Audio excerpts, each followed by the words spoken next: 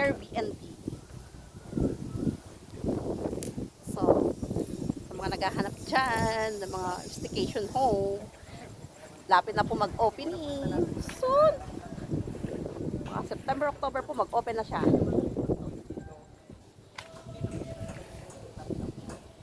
Ito po, napakaganda ng view niya. Panalo kayo sa view. Yan, 4 na kwarto po siya. Swimming pool po tayo dyan. Ayan yung swimming pool natin. Lapit na matapos. Ito po yung swimming pool niya. Then, ito po siya. 4 po yung kwarto niya dyan. So, panalo ka talaga dito sa view. So, sa mga interested po, ngayon pa lang, magpa-booking na kayo. Soon to open. Airbnb. Maganda.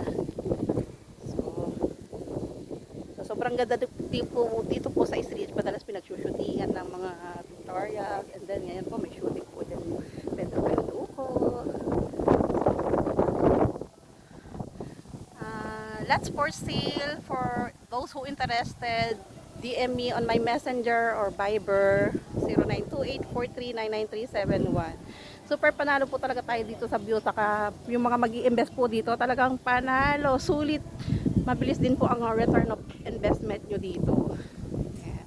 Dami na rin po mga restaurant like Escalera, Coffee Rush.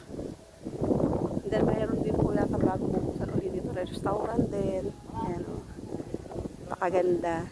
Soon to rise. So, magpa-booking na po kayo ngayon pa lang. For sure. Lagi siyang puno. Ayan. God bless everyone. Have a nice day po. Yeah. Soon to rise po yung ating Airbnb na yan. So, nakita nyo naman po sa style pa lang panalo na talaga siya. And then, especially the views. Sunset. Overlooking view ng Laguna.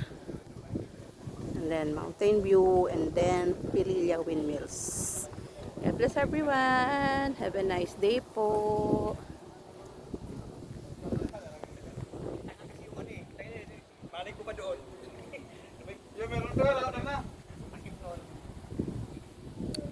Diba, lapit na po siya mag-operate.